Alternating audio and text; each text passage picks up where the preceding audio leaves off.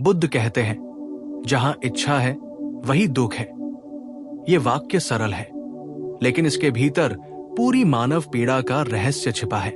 मनुष्य जन्म से लेकर मृत्यु तक कुछ पाने की चाह में जीता है, कभी धन की, कभी प्रेम की, कभी सम्मान की।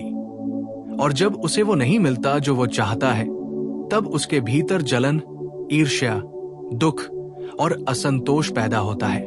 बुद्ध ने देखा कि संसार का हर व्यक्ति दौड़ रहा है, लेकिन उसे खुद नहीं पता वो कहाँ जा रहा है।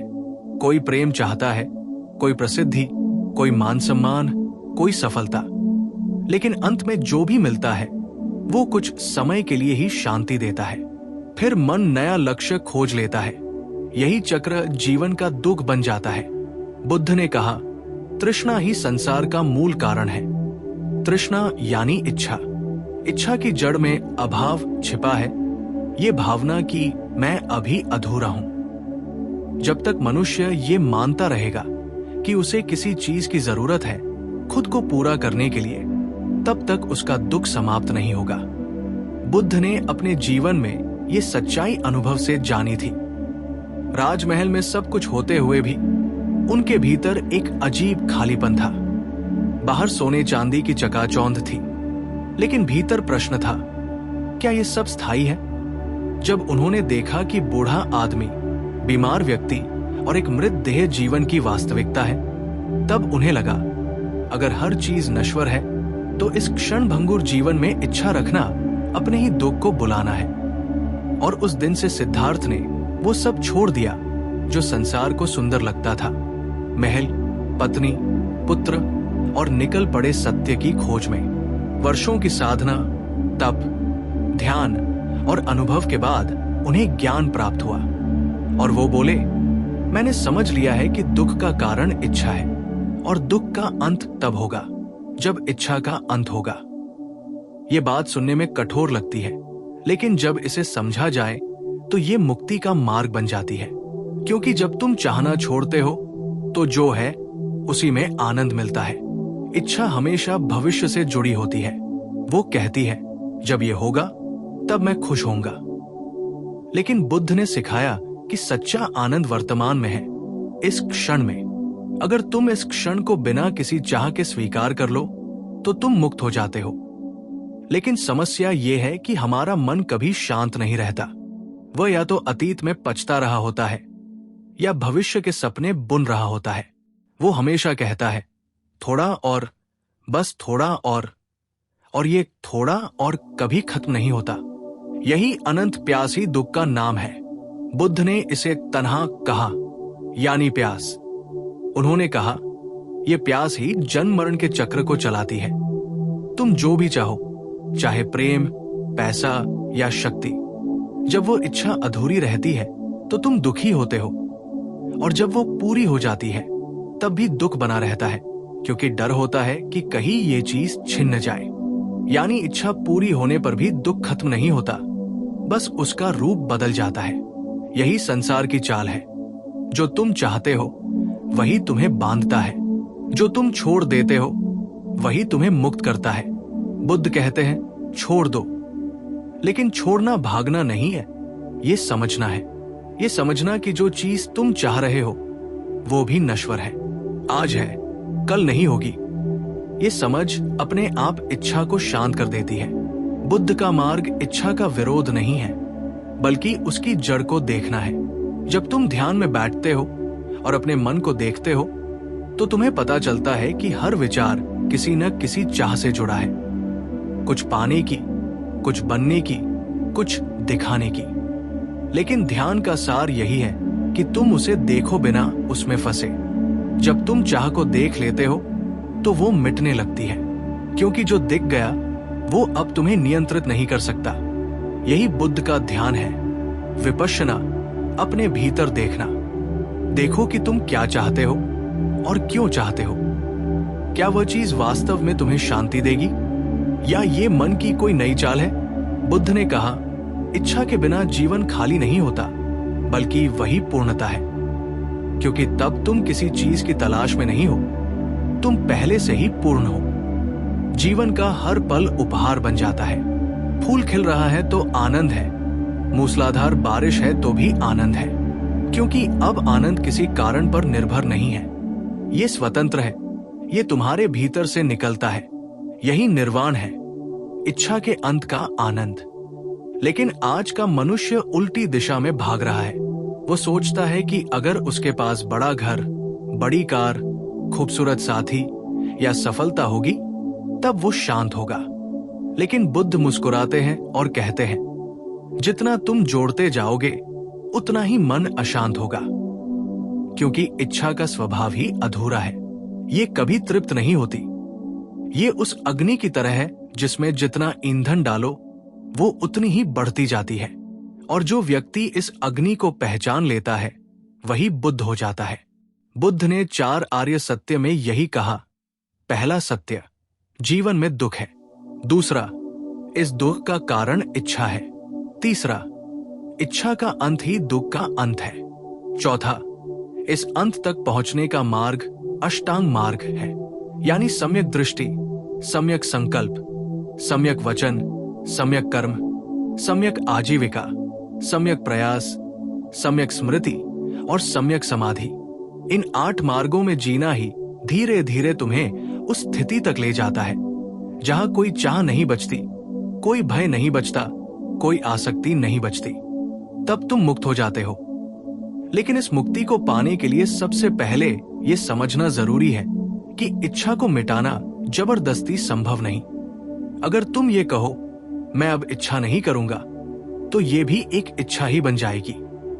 इसे सिर्फ देखा जा सकता है, जिया जा सकता है। बुद्ध कहते हैं, साक्षी बनो।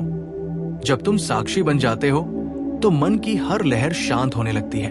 फिर जो शेष बचता है वही तुम्हारा वास्तविक अस्तित्व है, जो न जन्म लेता है न मरता है।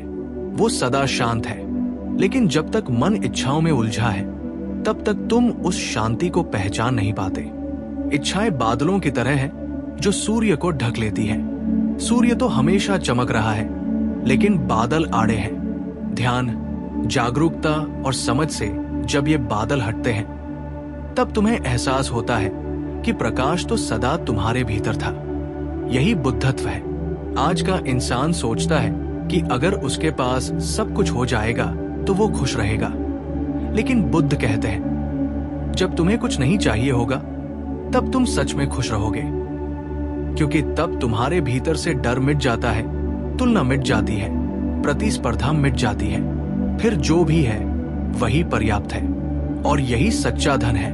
बुद्ध की ये शिक्षा केवल सन्यासियों के लिए नहीं थी, ये हर व्यक्ति के लिए थी। चाहे तुम घर में रहो या जंगल में, अगर तुम समझ गए कि इच्छा ही दुख का मूल है तो तुम्हारा जीवन बदल जाएगा। तब तुम हर चीज का आनंद लोगे बिना उसे पकड़ने की कोशिश किए। प्रेम करोगे बिना स्वामित्व के, काम करोगे बिना लालच के, जियोगे बिना डर के। यही बुद्ध का मध्यम मार्ग है। न अति भोग, न अति त्याग। इच्छा को न दबाओ, न उसका गुलाम बनो। बस उसे देखो। जब देखना गहराई से होता है तो चाह अपने आप गिर जाती है। बुद्ध ने कहा, इच्छा को मिटाने की जरूरत नहीं, बस उसे समझने की जरूरत है, क्योंकि समझ ही आग को बुझा देती है। और तब जो बचता है वही शांति है, वही निर्वाण है, वही आनंद है जो किसी बाहरी कारण से नहीं आता, वो भीतर से। बुद्ध कहते हैं, जब तुम ये देख लेते हो कि इच्छा ही दुख का कारण है, तब तुम अपने जीवन के हर अनुभव को एक नए दृष्टिकोण से देखने लगते हो। फिर तुम ये समझने लगते हो कि तुम्हारा क्रोध, तुम्हारी ईर्ष्या, तुम्हारा भय सब किसी न किसी अधूरी इच्छा से उपजा है। जब कोई तुम्हें अपमानित करता है तो दुख क्यों होता है? क्योंकि तुम्हारी इच्छा थी कि लोग तुम्हें सम्मान दें। जब कोई तुमसे प्रेम नहीं करता तो दर्द क्यों होता है? क्योंकि तुम्हारी इच्छा थी कि वो व्यक्ति तुम्हें चाहे। जब कोई चीज तुम्हारे अनुसार नहीं होती तो बेचैनी क्यों होती है? क्योंकि तुम्हारी इच्छा थी कि सब कुछ तुम्हारे नियंत्रण में हो। बुद्ध ने कहा, जहां इच्छा समाप्त होती है वहां नियंत्रण की आवश्यकता भी समाप्त हो जाती है। और जब नियंत्रण की जरूरत नहीं रहती तब मन स्वतंत्र हो जाता है। यही सच्ची आजादी है, बाहर की नहीं, भीतर की। लेकिन ये समझ धीरे धीरे आती है। मन को एक ही क्षण में खाली नहीं किया जा सकता। इच्छा हजारों सालों से हमारी आदत बन चुकी है। ये हमारे संस्कारों में, हमारे समाज में, हमारे रिश्तों में गहराई तक बसी है। बचपन से हमें यही सिखाया जाता है, कुछ बनो, कुछ पाओ, आगे बढ़ो। लेकिन किसी ने ये नहीं सिखाया कि जो है उसी में रहो। इसीलिए मन हमेशा संघर्ष में रहता है। लेकिन बुद्ध का मार्ग इस संघर्ष से मुक्ति का है। उन्होंने कहा, पहले देखो कि तुम किस चीज की चाह रखते हो, और फिर खुद से पूछो, क्या यह स्थायी है? अगर नहीं, तो जान लो कि यह दुख का कारण बनेगी। लेकिन बुद्ध का तरीका त्याग का नहीं, जागरूकता का है। उन्होंने किसी से यह नहीं कहा कि घर छोड़ो, संसार त्यागो।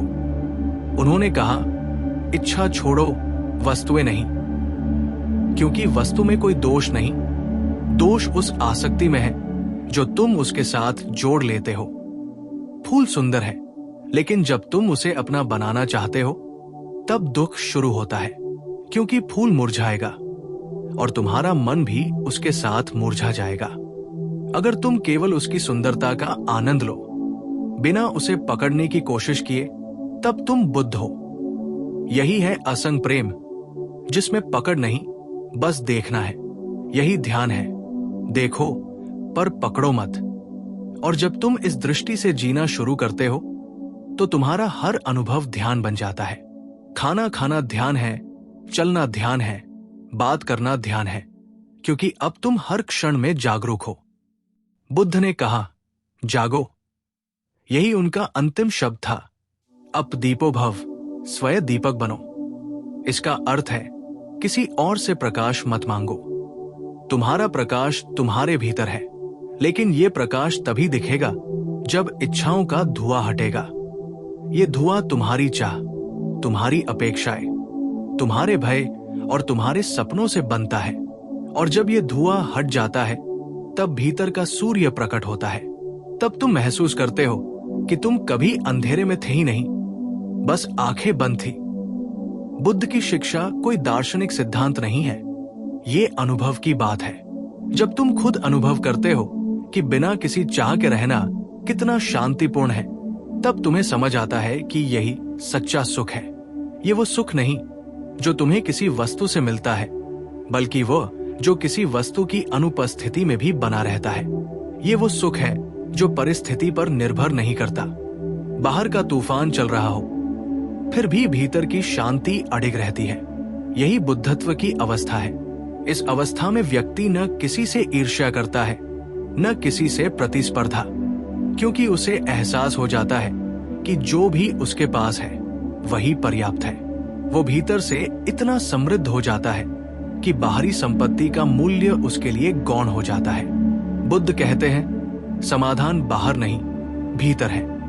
आज का इंसान अपने दुख का कारण दुनिया को मानता है, लेकिन बुद्ध कहते हैं, दुनिया नहीं, तुम्हारा मन दुख का कारण है।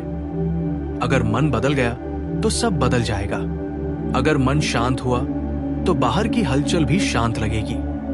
ये समझ जीवन को जड़ नहीं बनाती, बल्कि और जीवंत बनाती है, क्योंकि अब तुम हर चीज को उसकी वास्तविकता में देखते हो, बिना अपने भ्रम, अपेक्षा या चाह के। और यही देखने की शक्ति प्रज्ञा कहलाती है। ज्ञान की वो अवस्था जिसमें व्यक्ति वस्तुओं को जैसे वे हैं वैसे देखता है। बुद्ध कहते हैं, जब देखने वाला और देखा जाने वाला अलग नहीं रहते, तभी मुक्ति होती है। इस समझ के साथ जीना ही ध्यानपूर्ण जीवन है। तब तुम किसी चीज से भागते नहीं, किसी चीज को पकड़ते नहीं, तुम बस जीवन के प्रवाह के साथ बहते हो। और ये बहाव ही तुम्हें वहां ले जाता है जहां दुख समाप्त हो जाता है, क्योंकि दुख तब तक है जब तक मैं और मेरा है।